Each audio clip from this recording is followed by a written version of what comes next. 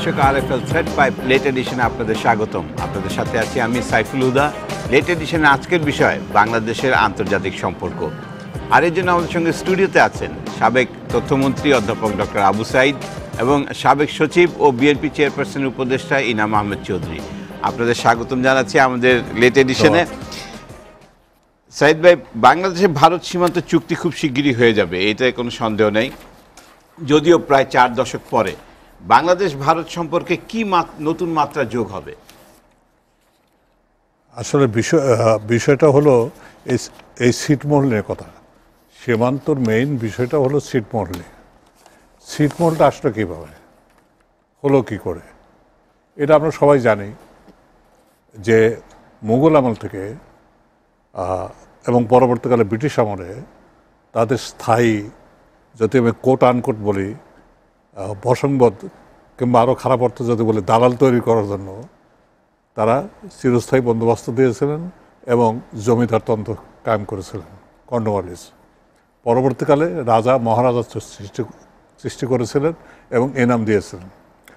দুটো কোচবিহারের মহারাজা ছিলেন, আর রংপুর, এই বৃহৎ রংপুরের মহারাজা ছিলেন। এই দুই মহারাজার বংশ পরম্পরায় তাদের দাবা খেলা, পাশা খেলায় এরা অভ্যস্ত ছিল। এটা ছিল তাদের নেশা।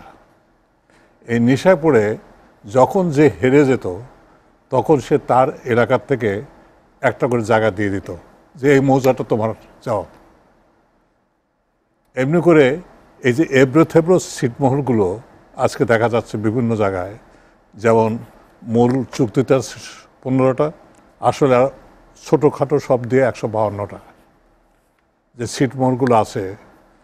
এই ছিটমহলগুলো এমনভাবে আছে যা দেখা যাচ্ছে কিছু অংশ ভারতের ভিতর পড়েছে, সেখানকার লোক মুসলমান, আবার কিছু অংশ বাংলাদেশের ভিতরে আছে যাদের অধিকাংশ লোক আবার হিন্দু। এই সমস্ত অপরিকল্পিতভাবে ছিটমহলগুলো ভাগ হয়েছিল। কে করেছিলেন? র্যাডক্লিফকে। তিনি ব্রিটেনের বিখ্যাত আইনজীবী এবং অত্যন্ত সৎ লোক। কিন্তু মজাটা হলেই তিনি ভারতে প্রথম আসলেন 46-এ, শেষের দিকে এসে এ দেশ তার অচেনা, কিছুই জানে না, নিসর্গ জানে না, প্রকৃতি জানে না, ভূখণ্ড জানে না, মানুষ জানে না, সমাজ জটিলতা জানে না, কিছুই জানে না। উনি তাড়াহুড়োর ভিতরে লর্ড মাউন্টব্যাটেন কাছে গেলেন, কিভাবে দেশ ভাগ করব। তখন প্রস্তাব হলো যে 2টো কমিশন করা হোক, সীমান্ত বাউন্ডারির জন্য 2টো কমিশন করা হোক। মোহাম্মদ আলী জিন্নাহ, পাকিস্তানের প্রতিষ্ঠাতা, পাকিস্তানের জনক, মুসলিম লীগের সভাপতি, উনি বললেন না, একটা কমিশন হোক। লর্ড মাউন্টব্যাটেন চট করে এই জিনিসটা ধরে নিলেন। এটা তাদের সুবিধা হয়, কারণ ক্যালকাটা পাকিস্তানের রাজধানী হবে যদি অখণ্ড বাংলাদেশ হয়। এটা মোহাম্মদ আলী চান নাই। এটা মোহাম্মদ আলী জিন্নাহ চান নাই বলে লাহোরের সাথে কী করে বিনিময় করা যায় সেই চালাকের জন্য উনি এই একটা কমিশন চেয়েছিলেন, যার জন্য ওই কমিশনে বাংলাদেশের কেউ ছিল না। আব্দুর রব নিস্তার, উনি অবশ্যই সে জানেন, আব্দুর রব নিস্তার এবং আরও একজন ছিল, তারা পাঞ্জাবের এবং তারা বাংলাদেশের না, একজন ইউপির। তারা এসে বাংলাদেশ ভাগ করে দিয়ে গেল। বাংলাদেশের ফজলুল হক এবং তার চেয়ে বড় বড় যারা আইনজীবী ছিলেন, নেতা ছিলেন, সরওয়ার্দী সাহেব, তারাকেও তা অন্তর্ভুক্ত করা হলো না। যার জন্য বাংলাদেশের যেভাবে রেখা টানা হলো, সেই রেখার থেকে উদ্ভূত সমস্যা আর ওই রাজা মহারাজাদের উপঢৌকনগত পেশা এবং নেশার কারণে আজকে যে জটিলতা সৃষ্টি হয়েছে, সেই জটিলতার নিরসনের দিকে আমরা যাচ্ছি। কিন্তু সাইদ ভাই, এই 47-এ পার্টিশনের পরে তো জমিদারি প্রথা শেষ হয়ে গেল। অনেকেই ল্যান্ড এক্সচেঞ্জ করে এই পাশ থেকে ওই পাশ চলে গেল। ওইখান থেকে কিছু লোক এক্সচেঞ্জ করে এখানে আসছে, এখান থেকে কিছু লোক এক্সচেঞ্জ করে ওইখানে গেছে। কিন্তু এই ছিটমহলের প্রবলেমটা রয়ে গেল কেন? রয়ে গেল এই জন্য, ছিটমহল হলো নোম্যান্স ল্যান্ড। নোম্যান্স ল্যান্ড, যে যা আছে সেই থাকবে। এটা কোনো রাষ্ট্রের, যেমন বাংলাদেশের ভিতরে যারা পড়েছে, দেখা গেল যে তাদের নাগরিকত্বই নেই। আবার ভারতের ভিতরে যাতে পড়েছে ভারতের নাগরিকত্ব নাই, তাদের জাতীয় পরিচয়পত্র নাই, একটা স্কুল নাই। আমি নিজেই দহগ্রাম অঙ্গনপতা নিজে গিয়েছিলাম। 3 বিঘা হওয়ার পরে যখন রাস্তা হলো, চারদিকে 4টে ভারতের পতাকা উঠলো, 2 দিকে প্রাচীর, কাঁটাতারের বেড়া। আমি গিয়েছিলাম। আমি গিয়ে দেখেছি ওখানে স্কুল নাই, কলেজ নাই, পানির ব্যবস্থা নাই, শিক্ষা নাই, স্বাস্থ্যের কোনো ব্যবস্থা নাই, কিচ্ছু নাই। এবং তারা বাংলাদেশের সাথে যেহেতু নীলফামারীর কাছে হয়, তারা নীলফামারী আসতে গেলে প্রথমে চুক্তি হলো, সেই চুক্তি ঈশা সাহেব করলেন প্রথমে। দেখা গেল 8 ঘন্টা পর পর, তারপরে 6 ঘন্টা পর পর, বেগম জিয়ার সময় এসে 2 ঘন্টা পর পর এই গেট খোলা হতো। সিসিং ভাগের যেমন গেট থাকে ওই রকম গেট এসে বসে থাকতো। তারপর যেই গেট তো হুড়মুড় করে বাংলাদেশের লোক গিয়ে ওই মেইনল্যান্ডে চলে আসছে। আর মেইনল্যান্ডের লোক 2 ঘন্টার আগে আবার দহগ্রাম অঙ্গনপতার কাছে। এইভাবে দুর্বিষহ জীবনযাপন তারা করেছে। এইগুলো নিরসন হতে গিয়ে 1974 সালে আমি এখানে, যদি উনি অনুমতি দেন আমি একটু সময় নেই, আমার চেয়ে উনি বেশি জানেন, উনি বলবেন। সেটা হলো এই চুক্তিটা কিভাবে হলো। এই চুক্তির কথা কিন্তু 72 সনে বঙ্গবন্ধু তোলেননি। 1972 সনে বঙ্গবন্ধু তুলেছেন 2টো বিষয়, একটা হলো ফারাক্কার কথা আর একটা সমুদ্র সীমানা। এই 2টোর মেইনলি কথা তুলেছেন। আর যেগুলো আছে রিপেট্রিয়েশন অমক টমক, পাকিস্তান ওয়ার ক্রিমিনাল, সেগুলো যাক। আর যেটা আছে 74 সনে এসে বঙ্গবন্ধুকে বলা হলো যে আমাদের এই সমস্যা আছে, এই সমস্যার সমাধান এখন না করলে হবে না। এর আগে 1958 সনে ফিরোজ খান নুন প্রধানমন্ত্রী ছিলেন। তিনি এসে নুন নেহরু প্যাক্ট করলেন 1958-এ, আইয়ুব খান ক্ষমতা নেওয়ার আগে 1 মাস 2 মাস আগে। সেই প্যাক্টে উনি যখন প্লেন থেকে নামলেন, ওনার সাথে ছিল ওনার স্ত্রী, বিদুষী স্ত্রী, মহিষী নারী ভিকরুন্নিসা নুন, যার নামে এখানে স্কুল আছে। উনি প্লেনের উপর থেকে হ্যাঙ্গার থেকে নামতেছিলেন, এখনকার মতো এরকম না। নামতে গিয়ে ওনার হাই হিল জুতো একটা সিটকে নিচে পড়ে গেল। তো উনি নামবেন কী করে? নুন সাহেবের নামতে পারছেন না, ওনার বেগমকে রেখে। তখন ভারতের প্রধানমন্ত্রী বিশ্বখ্যাত পণ্ডিত জওহরলাল নেহরু, তিনি একটা রুমালে করে ওই জুতোটা নিয়ে ও হ্যাঙ্গারে উঠে ওই মিসেস নুনের কাছে সামনে এঁকে ধরলেন। মেমোরি বইতে আছে, ফিরোজ খান নুনের লেখা বই, নাম হলো মেমোরি। সেই বইতে আছে পণ্ডিত জওহরলাল নেহরুর, ভারতের প্রধানমন্ত্রী, তিনি আজকে যে কাজটা করলেন তাতে তিনি ছোট হলেন না, তিনি সমস্ত উপমহাদেশকে ছাড়িয়ে গেলেন এবং পাকিস্তানের হৃদয়কে জয় করলেন। তার সাথে আমার কোনো বার্গেন নেই। সেই চুক্তিটাও আমরা কিন্তু এই বাংলাদেশের এই দহগ্রাম অঙ্গনপতা এবং ছিটমহল সম্পর্কে বিস্তারিত কিছু পাই না। পশ্চিম পাকিস্তানের যে সীমানাগুলো ছিল সে সম্পর্কে সেই প্যাক্টটা আছে, কিন্তু বাংলাদেশ, পূর্ব পাকিস্তান এ সম্পর্কে কিন্তু তেমন কিছু নাই। তারপরে আসলো এটা, এই ঘটনা তো শেষ হয়ে গেল। আইয়ুব খান এসে এগুলো মুছে দিলেন। আইয়ুব খানের পলিসি ছিল এন্টি ইন্ডিয়ান, কোনো সমঝোতা নাই, বরং কাশ্মীর নিয়ে যুদ্ধ শুরু হয়ে গেল 65 সনে। সেই জন্য সেই সব কারণে আপনার দহগ্রাম অঙ্গনপতা বলেন, সীমান্ত বলেন, কোনোটাই হলো না। বরং কাশ্মীর নিয়ে জাতিসংঘে গেল, জাতিসংঘের থেকে রোহিদায়ত হলো, নানা কিছু হয়েছে। উনি অনেক বলতে পারবেন, উনি বলবেন এসব। তবে আমি যেটা বুঝি যে পরবর্তীকালে বাংলাদেশ স্বাধীন হলো, বাংলাদেশ স্বাধীন হওয়ার পরে বঙ্গবন্ধু এটা নিয়ে উঠালেন। কীভাবে উঠালেন, এই চুক্তিটা কিভাবে হলো, তার উৎসটা কি, আমি এইটুকু বলে শেষ করব, উনি বলবেন। উৎসটা হলো বঙ্গবন্ধুর কাছে দলিল দস্তাবেজ আমাদের জরিপ বিভাগের, পররাষ্ট্র মন্ত্রণালয়ের তখন ভারপ্রাপ্ত সচিব, নিশ্চয়ই মনে আছে, ফখরুদ্দিন আহমেদ, ভারপ্রাপ্ত সচিব 74-এ। এর কিছুদিন আগে ইনায়েত কর্মী সাহেব মারা গেছেন, সেজন্য উনি ভারপ্রাপ্ত সচিব ফখরুদ্দিন আহমেদ। ফখরুদ্দিন আহমেদ একটা বই লিখেছেন, সেই বইতে লিখছেন 13ই মে বঙ্গবন্ধু রওনা দিলেন দিল্লিতে, চুক্তি হলো 16ই মে। 13ই মেতে বঙ্গবন্ধু চলে যাওয়ার পরে সমস্ত দলিল দস্তবত ম্যাপ ট্যাপ নিয়ে আমাদের দেশের আমলা বিশেষজ্ঞ যারা ছিল এই ব্যাপারে তারা সীমান্ত চুক্তি সম্পর্কে বঙ্গবন্ধুকে বোঝাতে গেলেন। বঙ্গবন্ধু ওনার সুটে বসে হোটেলে বসে বললেন, এগুলো তোদের কাছে রেখে দে।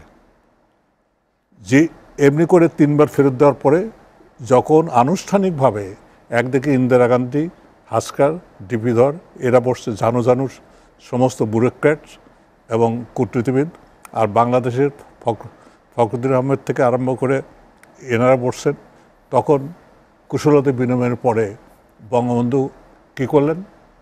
বঙ্গবন্ধু উঠে একটা বক্তৃতা করলেন। কী বক্তৃতা করলেন? যে আমি ভারতে এসেছি সীমান্ত চুক্তির দর কষাকষি নিয়ে না। এজেন্ডা কিন্তু সীমান্ত চুক্তি, দর কষাকষির জন্য আসি নেই। আমি এসেছি ভারতের প্রতি কৃতজ্ঞতা জানাতে। মুক্তিযুদ্ধে ভারত যে আমাদের জন্য অসামান্য অবদান রেখেছেন তার জন্য বাঙালি জাতি কৃতজ্ঞ, সেটা জানানোর জন্য আসছে। আমার দেশ ছোট, মানুষ বেশি, ভারত বিশাল দেশ, বিশাল তার নেতৃত্ব এবং বিশাল ভূখণ্ড, বৈচিত্র্যময় দেশ। সেই ভারত যদি আমার ছোট দেশের কয়েক মাইল, কয়েক কিলোমিটার, কয়েক বর্গমিটার, কয়েক ফুট জায়গা নিয়ে সন্তুষ্ট থাকেন, মিসেস প্রধানমন্ত্রী, আপনার পিতামহ ছিল মতিলাল নেহরু, যিনি কংগ্রেসের প্রেসিডেন্ট এবং যিনি জেল খেটেছেন। আপনার বিশ্বখ্যাত পিতা পণ্ডিত জওহরলাল নেহরু, আপনি তার কন্যা।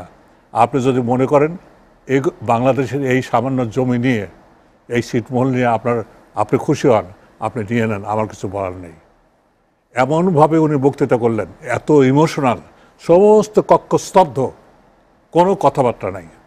ইন্দিরা গান্ধীর পাশে ছিল হাসকারকে জিজ্ঞেস করলেন, তাকালেন, তারপর ইন্দিরা গান্ধী বললেন যে অলরাইট, বাংলাদেশের যা চায় তোমরা বসে বিশেষজ্ঞ পর্যায়ে এটা দেখো। ফখরুদ্দিন আহমেদ সাহেব লিখেছেন তার বইতে, what we got more than that. ওনার সেন্টেন্সটাই এইভাবে সীমান্ত চুক্তি হলো। আমরা সীমান্ত চুক্তি যদি প্রত্যেকটি প্যারা আমরা এসেই বঙ্গবন্ধু ওই সময় এসেই সংবিধানে অন্তর্ভুক্ত করলেন সীমান্ত চুক্তি, কিন্তু পারলেন না এই কারণে যে এই সময় বাংলাদেশের একজন উনি মামলা দিলেন হাইকোর্টে। বদরুল চৌধুরী এই মামলায় রিমার্ক করেছেন, এটা যে বিষয়টা নিয়ে মামলা হচ্ছে সেই বিষয়ের যে ছিটমহল নিয়ে মামলা হচ্ছে সেটা তো অলরেডি ইন্ডিয়ার ভিতর আছেই, সেজন্য এটা নিয়ে মামলা হতে পারে না। মামলা খারিজ করে দিলেন। তারপরে 28শে নভেম্বর এই চুক্তিটা সংবিধানের ভিতরে অন্তর্ভুক্ত হলো এবং এখন পর্যন্ত বলবৎ আছে, এবং সেটা ধরেই আমরা আজকের এই অবস্থায় আসছে। আমাকে ক্ষমা করবেন, দর্শকবৃন্দকে বলি, আপনার কাছে আবার আসবো জনাব ইনাম মোহাম্মদ চৌধুরী, আমাদের এই চুক্তি হওয়ার পরে আমাদের কি লাভ হবে বা ইন্ডিয়ার কি লাভ হবে? আসলে উনি ঠিকই বলেছেন, ইতিহাসের বিরুদ্ধে 1793-তে পার্মানেন্ট সেটেলমেন্ট লর্ড কর্নওয়ালিস যখন করলেন, জমিদার পার্মানেন্টলি সেটেল হয়ে গেল এবং কুচবিহার এবং মহারাজারা ছিটমহলগুলো বিভিন্ন জায়গায় ছড়িয়ে ছিটিয়ে ছিল। যেমন ধরুন ত্রিপুরার মহারাজা ত্রিপুরার জমিদারি বেশিরভাগই কুমিল্লা, বর্তমান কুমিল্লা জেলা মধ্যে ছিল, যেটাকে আমরা তখনকার ত্রিপুরা জেলার নাম ছিল, ওটার নাম ছিল পার্বত্য ত্রিপুরা। তার জমিদারিগুলো কি দেখানো ছিল, যার জন্যে তিনি পাকিস্তানে যোগদান করার কথা চিন্তা করেছিলেন। আমাদের দুর্ভাগ্যবশত তিনি মারা গেলেন জুলাই মাসে 47-এ। তিনি হয়তো যোগদান করতে পারতেন, কিন্তু তিনি মারা গেলেন, যার জন্যে ওখানে আপনার হয়ে গেল, ওই যে রিজেন্সি হয়ে গেল। তারপর তখন 47-এ আপনাকে 47 থেকে আবার আপনার কাছে শুনবো। 47 পর্যন্ত আপনাকে একটু আমি কমা দিলাম, আমি ছোট্ট বিরতি নিয়ে আসি। নিশ্চয়ই বিরতি নিয়ে এসে আবার পুরোটা ডিটেলস 47-এর পর থেকে আপনার কাছে শুনবো। দর্শক, আরএফএল থ্রেড পাইপ লেট এডিশনে নিচ্ছি একটি ছোট্ট বিরতি, আমাদের সঙ্গেই থাকুন।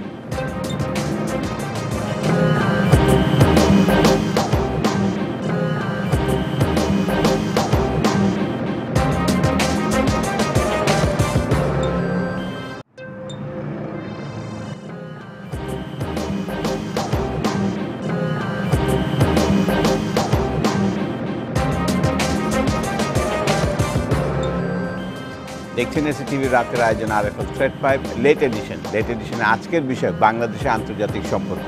বিরতিতে যাওয়ার আগে জনাব ইনাম আহমেদ চৌধুরী, আমরা বলছিলাম যে 47-এ কীভাবে ভাগ হলো পাকিস্তান আর ইন্ডিয়া এই সাবকন্টিনেন্টে, যেখানে ছিটমহলের প্রবলেমটা রয়ে গেল। প্রবলেমটা হলো এই জন্য যে এখানে তো ভাগ করার সিদ্ধান্ত যখন হলো পাকিস্তান 3 জুনের ডিক্লারেশন অনুযায়ী, তখন ছিল ওরা বলা হলো যে যেখানে সিলেট এবং ফ্রন্টিয়ার প্রভিন্সে রেফারেন্ডাম হবে, তারা পাকিস্তান চাইবে কি চাইবে না। ফ্রন্টিয়ার প্রভিন্সে 0.2 ছিল, 49.3 আর 47 এরকম ছিল ডিফারেন্সটা। এবং তখন লর্ড যখন ছিলেন ক্যানিংহ্যাম গভর্নর ছিলেন, তিনি রিপোর্ট পাঠাচ্ছিলেন, 3টি এজেন্সির রিপোর্ট তখন আসেনি। বাট প্যাটেল স্বরাষ্ট্রমন্ত্রী ছিলেন, তিনি বললেন যে না, ফ্রন্টিয়ার পাকিস্তানে যাবে। কিন্তু তার কথা ছিল ফ্রন্টিয়ার যদি পাকিস্তানে না যায় তাহলে হয়তো পাকিস্তান ওভাবে হবে না। তারা চাচ্ছিলেন যে ওইভাবে বেঙ্গলের ব্যাপারটা ছিল, বেঙ্গলে যখন হলো সোবার্দি সাহেব এবং হাশেম সাহেব ইউনাইটেড বেঙ্গল চাইলেন, জিন্দা সাহেব তাদের এগ্রি করলেন। এগ্রি করার পর তখন তারা বললেন যে এই প্রস্তাবটা নিয়ে আসা হলো, কিন্তু কংগ্রেস এটা রিজেক্ট করে দিল। এরা কিন্তু মুসলিম লীগকে সাপোর্ট করেছিল ইউনাইটেড বেঙ্গল হবে, ইন্ডিপেন্ডেন্ট ইউনাইটেড বেঙ্গল, যেটাকে কংগ্রেস রিজেক্ট করে দিল, যার জন্য এটা ইউনাইটেড বেঙ্গল আর হতে পারলো না। এটা সোহরাওয়ার্দী সাহেব এবং হাশেম সাহেব ছিলেন, শরৎচন্দ্র বসু ছিলেন, 3টে ভোট মাত্র কংগ্রেসের পড়েছিল ইউনাইটেড বেঙ্গলের ফেভারে। তো ভাগ যখন হয়ে যাবে তখন রেডক্লিফ মিশন হলো। স্যার সিরিল রেডক্লিফ এলেন, একজন লয়ার, উনি ঠিকই বলেছেন, তিনি অনভিজ্ঞ ছিলেন, তিনি জানতেন না। তার একজন জয়েন্ট সেক্রেটারি ছিল মেনন, কৃষ্ণ মেনন নয়, আরেকজন মেনন ছিল। সেই জয়েন্ট সেক্রেটারি যে তিনি লাল নীল পেন্সিল দিয়ে যা দাগ টাগ দিচ্ছিলেন, তাকে তিনি সত্য বলে গ্রহণ করছিলেন। দুর্ভাগ্যবশত আপনারা দেখেন যে এই যে বেঙ্গলের ডিভিশনটা হলো, ইভেন সিলেট পাকিস্তানের ফেভারে ভোট দিল, মানে বাংলাদেশের ফেভারে বলতে পারে, কিন্তু সিলেট থেকেও করিমগঞ্জ যে মহকুমা বর্তমানে জেলাটাকে সরিয়ে দেওয়া হলো, দুটো থানা বাদে। কেননা ওর সঙ্গে ত্রিপুরা এবং লুসাই হিলসের বর্তমানে মিজোরামের যোগাযোগ করার জন্যে, বদরপুর জাংশনের ভেতর দিয়ে। এদিকে ওখানে পাঠানকোট এগুলো দিয়ে দেওয়া হলো, গুরদাসপুর ওয়েস্ট পাকিস্তানে। কিন্তু এদিকে হলো কি, আপনি দেখেন নদিয়া, মুর্শিদাবাদ, মালদহ, দিনাজপুর, পশ্চিম দিনাজপুর, এগুলো সব দিয়ে দেওয়া হলো, স্প্লিট হয়ে গেল, স্প্লিট করে, এবং বেশিরভাগ দিয়ে দেওয়া হলো। তারপর হলো কি যে আপনার যে রংপুর, যেটা উনি বললেন ঠিকই বলি, রংপুর, দিনাজপুর জেলা, এগুলো মহারাজাদের কিছু ছিটমহল ছিল, বিভিন্ন জায়গায় ছড়িয়ে ছিটিয়ে তাদের জমিদারি। তো ওই জমিদারি, পরগনা ভিত্তিক জমিদারিগুলো সেই থাকার জন্যে, ওভাবে বিস্তৃত বর্ণনা করার জন্যে, ওগুলো যার যা জমিদারি যেখানে পড়েছে সেগুলো রয়ে গেল তাদের এলাকার ভেতরে। সুতরাং ওই যে ছিটমহলগুলোর সৃষ্টি ওইভাবে হলো যে আমাদের যে এই জেলার ওখানে গেলে, এমনকি আসামের মধ্যেও দুটো জিনিসটা পড়লো। এগুলি আসামে যখন সৃষ্টি হয়ে যায় তখন কিন্তু রংপুরের কতগুলো এলাকায় নিয়ে গোয়ালপাড়া, মানিকারচর, এগুলো কিন্তু গোয়ালপাড়া থেকে, রংপুর থেকে নিয়ে গোয়ালপাড়ায় সংযোজিত হয়েছিল, পরে এটা বর্তমানে আসামে আছে। এনিওয়ে, এইভাবে এই ছিটমহলগুলোর সৃষ্টি হয়েছিল। তো ছিটমহল যে আদান প্রদান হলো, যেটা আপনার বলা হয়ে থাকে ঐতিহাসিক মুজিব ইন্দিরা গান্ধী চুক্তি অনুযায়ী, যে আমাদের কিন্তু আমরা সরল বিশ্বাসে কিন্তু বেরুবাড়ি আমরা প্রথমেই দিয়ে দিয়েছিলাম। বড়বাই সম্পূর্ণ ইউনিয়নটা তারা পেয়ে গেলেন, কিন্তু আমরা বাকিগুলো ঠিক হলো, ছোটোখাটো জিনিসগুলো দেওয়া হবে। কিন্তু তখন ভারত বলল তাদের কনস্টিটিউশনে তারা সিসিড করতে পারবে না কোনো টেরিটরি, কিন্তু সিসিড করতে না পারলে নেবে কি করে? কিন্তু তারা নিয়ে নিল বেরুবাড়ি ঠিকই, কিন্তু সিসিড করার ব্যাপারে তারা বলতেন যে কনস্টিটিউশনের অসুবিধা রয়েছে, যার জন্যে এটা আপনার আমাদের দেরি হচ্ছিল। তো যাই হোক, শেষ পর্যন্ত 40-50 বছর পরে এটা এই ছিটমহলগুলো হচ্ছে। এখানে অধিবাসীদের খুব দুর্গতি হচ্ছিল। 3 বিঘা যেটা বলা হলো, 3 বিঘা যে আমরা অ্যাক্সেসই পাচ্ছিলাম না। তবে সব মিলিয়ে আমাদের কথা হচ্ছে যে ছিটমহলগুলো পরে আমরা কিছু বেশি জমি পেয়েছি ছিটমহলে, কিন্তু আমাদের অপদখলীয় যেটা ছিল, অ্যাডভার্স পজেশনে যেগুলো আমাদের জমি ছিল, সেগুলো আমরা ওদের দিয়ে দেবো, সেখানে আমাদের কিছু বেশি জমি হতে যাবে। কিন্তু ঠিক আছে, কে জমি বেশি পেল, জমি কম পেল, তার চেয়ে বেশি বড় কথা হচ্ছে এটা আইনগত উপায়ে এটা অনেক দিনের সমস্যার সমাধান হয়েছে বলে আমরা আশা করছি। তো এখন কথা হচ্ছে এদের এই অধিবাসীদের রিসেটেলমেন্টের ব্যাপারে ব্যবস্থা করতে হবে। আমাদের প্রায় 55,000 লোক আসছে, ওদিকের মধ্যে যাচ্ছেন কত 23,000 কত লোক, যাই হোক 34,000 এদের সেটেলমেন্টের প্রশ্ন উঠেছে। এবং আমরা আশা করছি যে এটা একটা নতুন দিগন্তের হয়তো সূচনা করবে। আমাদের বড় প্রশ্ন হচ্ছে কিন্তু তিস্তা নিয়ে। এটাতে আমাদের লাভ ক্ষতি তেমন কিছু নয়, তাদেরও লাভ হচ্ছে, আমাদেরও লাভ হচ্ছে, কিন্তু আসলে একটা নিয়মতান্ত্রিক একটা জিনিস হলো যেটা স্থির হয়েছিল। আসলে যখন এটা হলো, স্যার সিরিল রেডক্লিফ যখন করলেন তখন ছিলেন আমাদের যে কমিটি যা ছিলেন, তাদের চেষ্টা হয়েছিল, কিন্তু সময়টা খুবই স্বল্প ছিল, সব কারণগুলো হয়নি। খুলনাটাকে শুধু নিয়ে আসা সম্ভবপর হয়েছিল, এবং তখন ওই খুলনা জেলাটা, কারণ ওখানে 49% ছিল, 51% হিন্দু ছিল, 49%। এই খুলনার ব্যাপারে তখনকার খুলনার নেতৃবর্গ একটা জোরালো ভূমিকা রেখেছিলেন সে সম্পর্কে। এবং খান সবুর খান একজন ছিলেন, আরও কয়েকজন ছিলেন যারা তাকে সাহায্য করেছিলেন। তারা কিন্তু একটা ইতিবাচক ভূমিকা রেখেছিলেন, যারা বঙ্গবন্ধু পরে নিজেও বলেছেন। কিন্তু আপনি দেখেন যে ব্যাপারটা হয়েছিল কি, তখন বঙ্গবন্ধুর অসমাপ্ত আত্মজীবনী বইটা কিন্তু খুবই ইরেলেভেন্ট ব্যাপার, আমাদের প্রত্যেকের ভালো ভালো ভালো করে পড়া উচিত। ওখানে তিনি লিখেছেন যে তখন যখন সৃষ্টি, যেখানে যে ট্রেনে বঙ্গবন্ধু সহ গেলেন যারা দিল্লিতে, যে কনভেনশনে গেলেন, যেখানে হুসেন শাহওয়ার্দী সাহেব ওই যে 2 পাকিস্তান থেকে 1 পাকিস্তান করা হলো, যে রিজলিউশন দেওয়া হলো, সেখানে ওই ট্রেনটার নাম ছিল পাকিস্তান ট্রেন, কলকাতা থেকে যাচ্ছিল। এবং সেই জন্যে যে দিল্লিতে যে মুসলিম লীগ কনভেনশনটা 8 ঘন্টা না 9 ঘন্টা দেরি করে শুরু হলো, ট্রেন ফ্রম পাকিস্তান, মানে কলকাতা থেকে তখন আসেনি। কেননা বর্তমান পাকিস্তান যেটা হচ্ছিল, ধরুন যে পাঞ্জাব, ফিরোজ খান নীতিমাদান ইউনিয়নিস্ট গভর্নমেন্ট, সিন্ধে ছিল আল্লাহ বখ সুমরো, ফ্রন্টিয়ারে সীমান্ত গান্ধী, বেলুচিস্তান কিছু ছিল না, তো ওরা ছিল পাকিস্তানপন্থী, কেউই ছিল না আসলে এখানে। কারণ একটি মাত্র প্রভিন্সে মুসলিম লীগ জিতেছিল, সেটা হচ্ছে বেঙ্গল, আর কোনো প্রভিন্সে নয়। আসামে জিততে পারত, কিন্তু আসামে জমিয়তুল হিন্দ, জামাত এবং কংগ্রেস ঐক্যবদ্ধ হয়ে গেল, এবং জামাত ঐক্যবদ্ধ হয়ে জামাত এবং কংগ্রেস জুটি, কংগ্রেস জামাত জোট মুসলিম লীগকে পরাজিত করে ওরা গভর্নমেন্ট ফর্ম করলো। ওটা ছিল বরদুলুই মুত্তালেব মজুমদার তাদের গভর্নমেন্ট, তারা করলেন, শুধু আসামের ওটা চলে গেল। যাই হোক, এখন আমাদের যে সমস্যার সৃষ্টি হলো, হচ্ছে আমরাকে স্বাগত জানাচ্ছি, সাধুবাদ দিচ্ছি। এটা হলো একটা সমঝোতার মাধ্যমে সমস্যার সমাধান হলো। আমরা নিশ্চয়ই আশা করব এই সমঝোতার স্পিরিট যেন বজায় থাকে দুটো জায়গায়। একটি হচ্ছে আমাদের বর্ডারে যে আমরা আশা করব যে আমাদের নিরপরাধ বাঙালি যারা আছেন তারা যেন মারা না যান, এবং আর চেয়ে বড় আশা করব তিস্তা নদী এবং অন্যান্য যেটা কমন রিভার্স রয়েছে তার সঙ্গত অধিকার যেন আমরা পাই। এটা আমরা আশা করব, এটা যেন আমাদের বজায় থাকে। সাইদ ভাই, তিস্তার চুক্তি হলে কি আমাদের খুব একটা লাভ হবে? কারণ তিস্তার আপার রাইপেরিয়ানে কিন্তু অলরেডি ইন্ডিয়ার একটা ড্যাম আছে, মানে একটু উপরে, খুব বেশি হ্যাঁ, খুব কাছাকাছি একটা তিস্তা ড্যাম আছে। আমাদের এখানে আমরা আরেকটা যদি ড্যাম করিও, আমাদের কি খুব একটা লাভ হবে?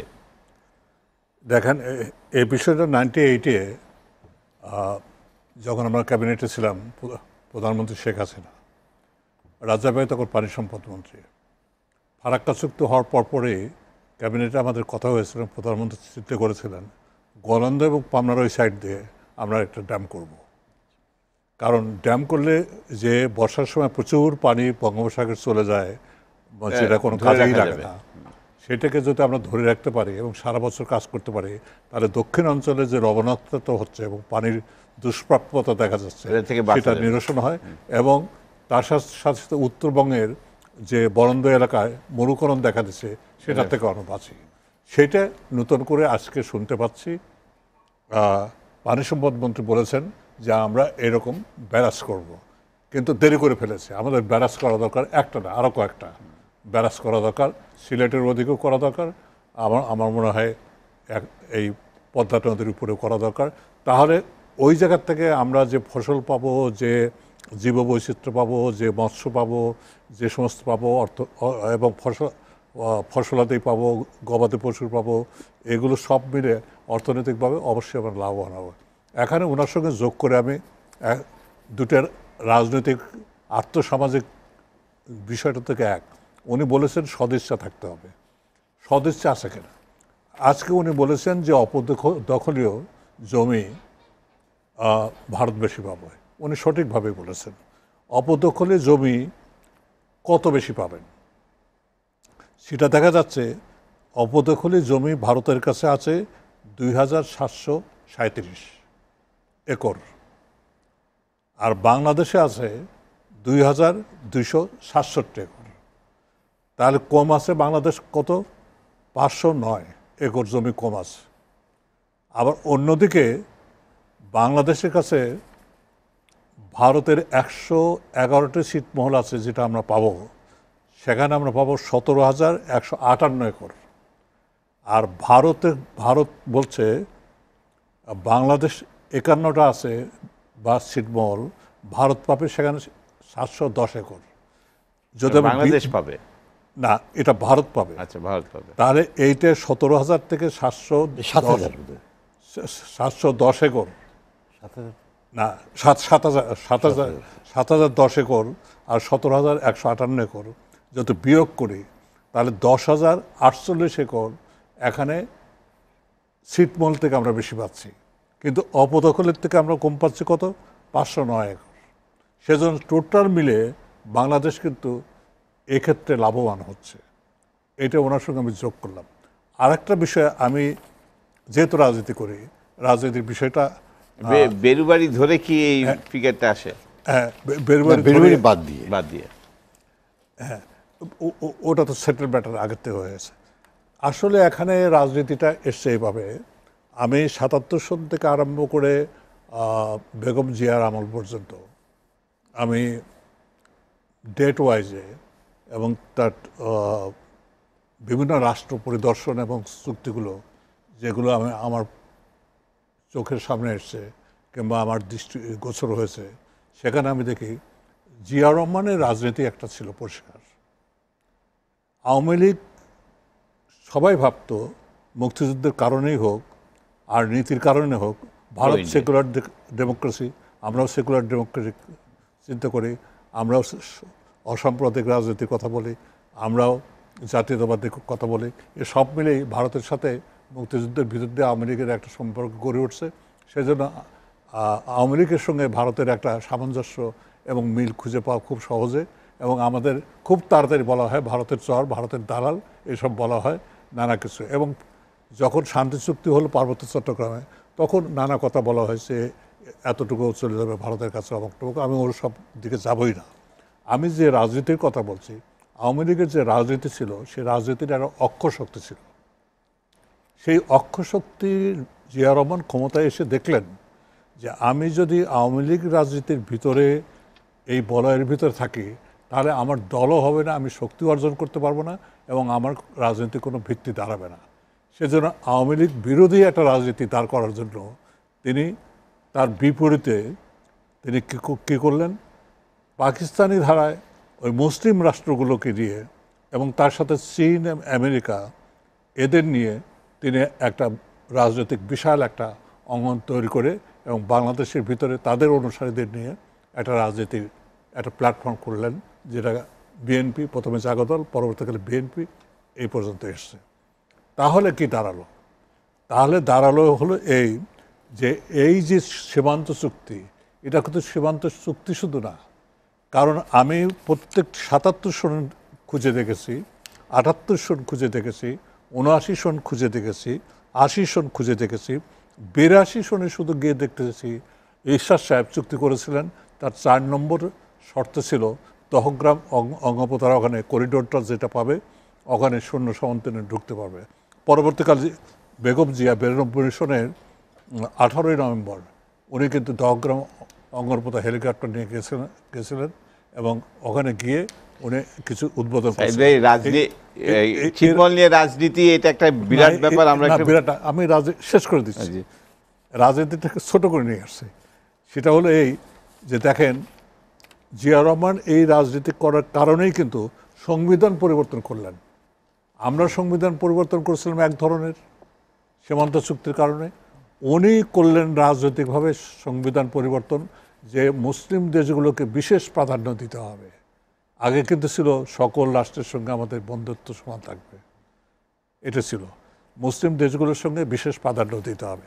এই রাজনৈতিক মেরুকরণের ফলে আজকের যে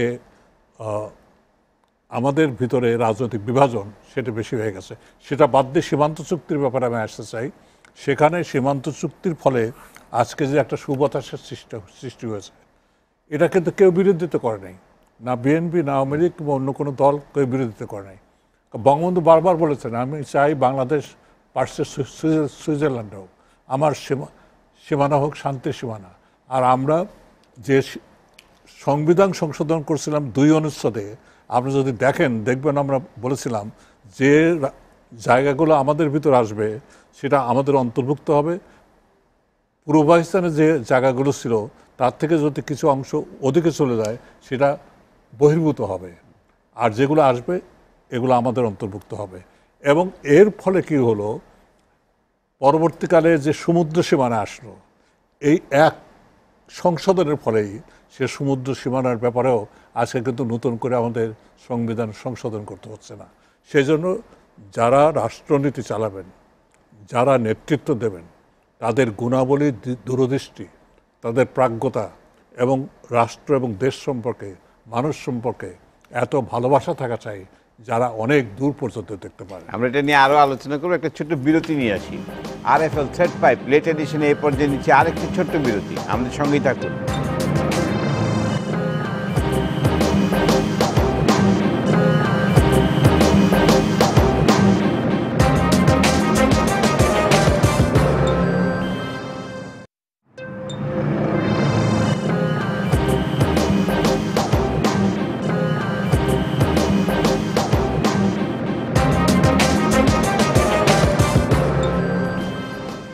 টিভি রাতের আয়োজন RFL থ্রেড পাইপ লেট এডিশনে আপনাদের স্বাগত। আজকের বিষয় বাংলাদেশ এবং আন্তর্জাতিক সম্পর্ক। বিরতিতে যাওয়ার আগে জনাব ইনাম মোহাম্মদ চৌধুরী, আমরা বর্ডারের ছিটমহল এগুলি নিয়ে কথা বলছিলাম। বাংলাদেশ এবং ইন্ডিয়ার মধ্যে যে বর্ডারটা রয়েছে, এটা মোস্ট অফ দি প্লেসেস এখন ফেন্সিং হয়ে গেছে।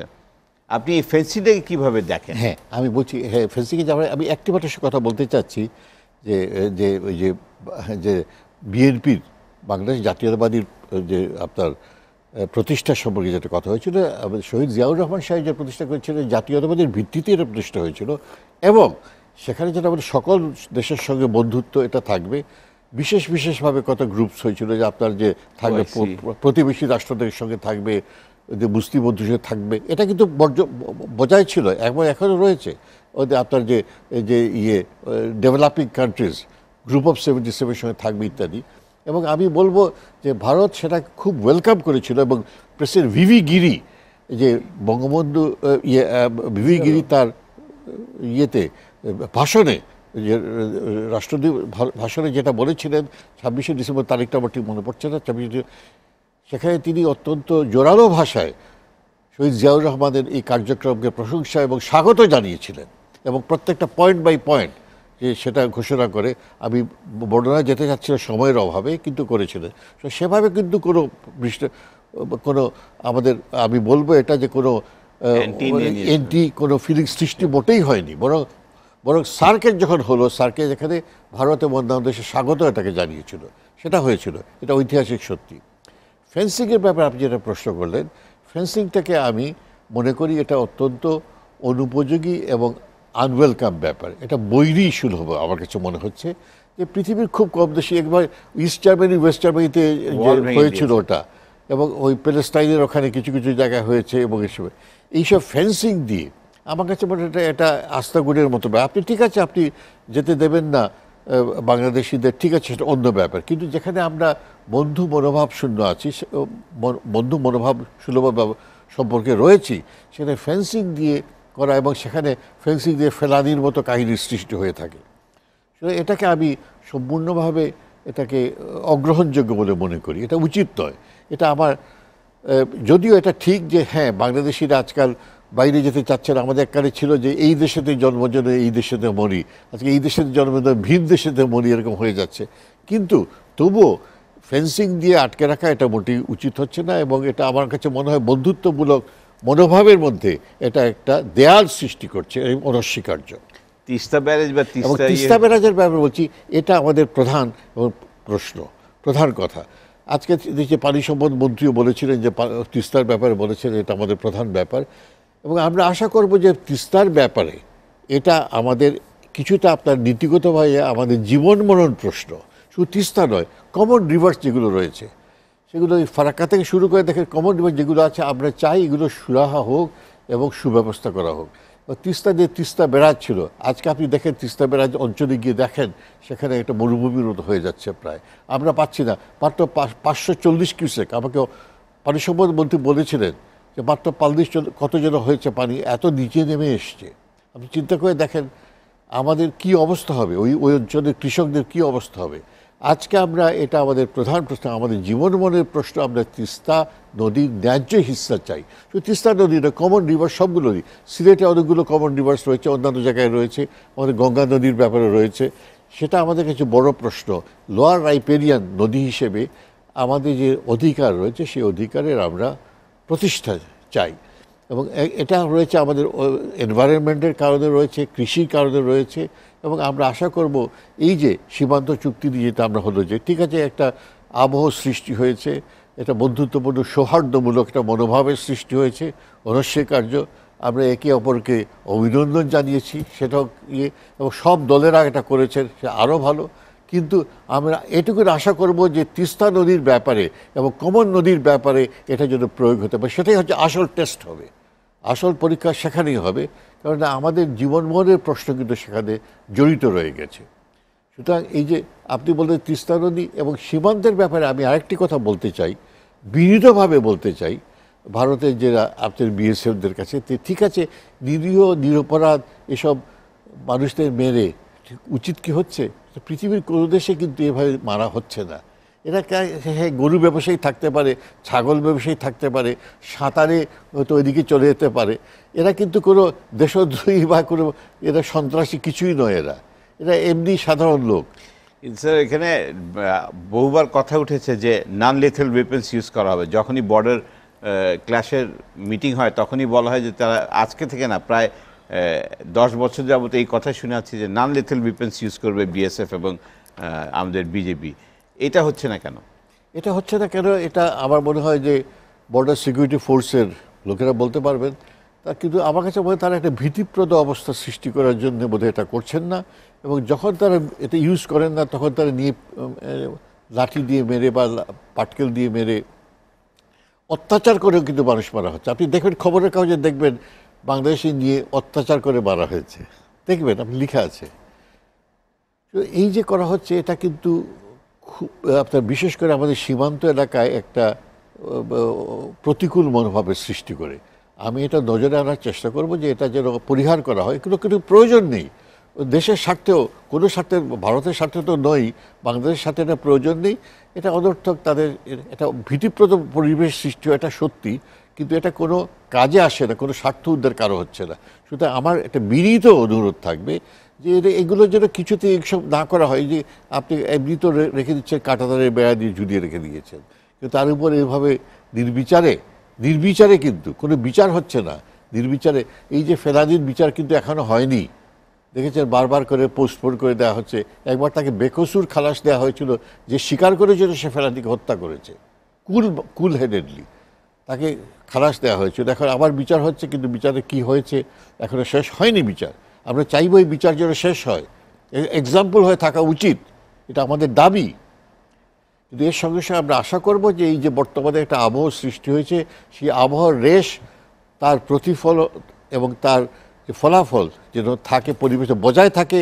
এবং এই বজায় থাকে যখন নরেন্দ্র মোদী ভারতের প্রধানমন্ত্রী আসবেন, তিনি যেন তিস্তার ব্যাপারে এবং অন্য নদীর ব্যাপারে আমাদেরকে জন্য ন্যায্য খবরটা নিয়ে আসে। আমরা কারো অনুগ্রহ চাইছি না, ভিক্ষা চাইছি না, আমাদের ন্যায্য অধিকারের প্রতিষ্ঠা এবং স্বীকৃতি চাইছি মাত্র একটা বন্ধু প্রতিম রাষ্ট্রের কাছ থেকে আমাদের অধিকার প্রতিষ্ঠা করার জন্য। এবং আমাদের অধিকার প্রতিষ্ঠা হবে, তাদেরও অধিকার প্রতিষ্ঠা, বিশ্বের জনগণের অধিকার প্রতিষ্ঠা। জনাব আবু সাঈদ, আমাদের এই ফেন্সিংটাকে আপনি কিভাবে দেখেন? দেখেন এগুলো বিভিন্ন দেশে বিভিন্ন রকম হয়ে থাকে। সিঙ্গাপুরে একরকম আছে, তারপরে দেখা যায় যে জার্মানিতে উঠেছিল প্যালেস্টাইনে আছে। বাড়ি সব ভেঙে চুরে শেষ হয়ে গেছে। কারিক বিচারে এই সমস্ত কাঁটাতারের বেড়া দিয়ে মানুষের গমনাগমন এগুলো কোনোদিন রোধ করা যায় না। এটা দিয়েছে তাদের সম্পদ রক্ষা করার জন্য, সম্পত্তি রক্ষা করার জন্য, নিরাপত্তার জন্য, রাষ্ট্রীয় অখণ্ডতা রক্ষার জন্য এগুলো করেছে। এগুলো করতে পারে, যে কোনো দেশ করে, অনেক দেশে করেছে। আমেরিকা করেছে, আমেরিকার পাশে যে মেক্সিকান বর্ডার। হ্যাঁ, মেক্সিকান বর্ডার, তার সাথে করেছে। এগুলো করতে পারে তাদের ইন্টারেস্টে। এগুলো নিয়ে আমাদের মাথা ব্যথা নেই। আমাদের ভারত সম্পর্কে যে অভিযোগটা ওঠে, বিশেষ করে তাদের আধিপত্যবাদের কথা ওঠে। যেমন ওঠে যে ভারত বিগ ব্রাদার সুলভ আচরণ করে। আসলে এই চুক্তির ফলে আমি দেখতেছি সুষমাজির যে বক্তব্য, সেই বক্তব্য রেশ ধরে আমি জানি এবং ব্যক্তিগতভাবে আমি ওনাকে ভালো করে চিনি এই কারণে যে সার্কের ইনফরমেশন মিনিস্ট্রি সার্কের চেয়ারম্যান ছিলাম আমি। ঢাকাতে সার্ক এখানে সম্মেলন অনুষ্ঠিত হয়েছিল, সেই সময় ব্যক্তিগতভাবে ওনাকে জানি। উনি এই বিগ ব্রাদার সুলভ মনোভাব চেঞ্জ করে নতুন মাইন্ডসেট কিন্তু করেছেন। এই বিজেপি কিন্তু এই চুক্তির ব্যাপারে বিরোধিতা করেছিল, সেই বিজেপি কিন্তু মাইন্ডসেট করে এখন কিন্তু অন্য কথা বলছে। এখানে একটা কথা আমাদের মনে রাখতে হবে যে বিগ ব্রাদার কোট আনকোট একটা বিষয় না হয়ে এখন ভারত যে গেস্টার দেখাচ্ছে সেটা হলো এল্ডার ব্রাদার। বিগ ব্রাদার এক কথা আধিপত্যবাদ সাথে যুক্ত, এবং বিগ ব্রাদার মানে যে হুকুম করবে তাই, যা করবে তাই, সেটা না। এখন তারা এল্ডার ব্রাদার, অর্থাৎ পারস্পরিক সৌহার্দ্য রেখে, পারস্পরিক সুসম্পর্ক রেখে, পারস্পরিক মত বিনিময় করে এবং ভালোবাসা এবং সৌহার্দ্য শান্তিরভাবে এই প্রতিবেশীগুলোকে একসাথে করার যে নীতি, সেই নীতি যে নিয়েছে মোদী সরকার, সেই নীতির প্রতিফলন ঘটছে এই চুক্তির ভিতর দিয়ে। যার জন্য আমি চাই কালিক বিচারে নানা ঘাত প্রতিঘাতের ভিতর দিয়ে আমরা অগ্রসর হয়েছি। আর কত বছর, 41 বছর চলে গেছে। আমরা শুধু সীমান্ত চুক্তি নয়, আমরা তিস্তা চুক্তি চাই, আমরা তিস্তা ব্যারেজ চাই, ব্যারেজে পানি চাই, আমরা গঙ্গা ব্যারেজ চাই, এবং তার সাথে সাথে পানির সুষ্ঠু ব্যবস্থাপনার যেগুলো উপকরণ আছে এবং উপায় আছে সবগুলোকে আমরা পরিষ্কারভাবে বুঝে নিতে চাই। আমরা চাই তার সাথে কানেক্টিভিটি, আমরা চাই সামাজিক, অর্থনৈতিক, সামগ্রিকভাবে যে পারস্পরিক সৌহার্দ্যপূর্ণ, শান্তিপূর্ণ, পারস্পরিক স্বার্থ সংশ্লিষ্ট বিষয়গুলো শান্তিপূর্ণভাবে মীমাংসার দিকে আমরা এগিয়ে যাব। কারণ প্রতিবেশী পড়শি দেশ, আমরা সবসময় মনে করি আমাদের পারস্পরিক সম্পর্ক এবং সৌহার্দ্য দুটো দেশকে এগিয়ে নিয়ে যাবে এবং স্বপ্নময় বাংলাদেশ। আপনাকে জনাব এনাম মোহাম্মদ চৌধুরী, আপনাকে অনেক অনেক ধন্যবাদ আমাদের স্টুডিওতে আসার জন্য। দর্শক জানিয়ে রাখি, লেট এডিশন পুনঃপ্রচার হয় সকাল 9টায়। আজ এ পর্যন্তই। সোমবার নতুন কোনো অতিথির সঙ্গে কথা বলবো। সে পর্যন্ত ভালো থাকুন, এসএটিভির সঙ্গে থাকুন। শুভরাত্রি।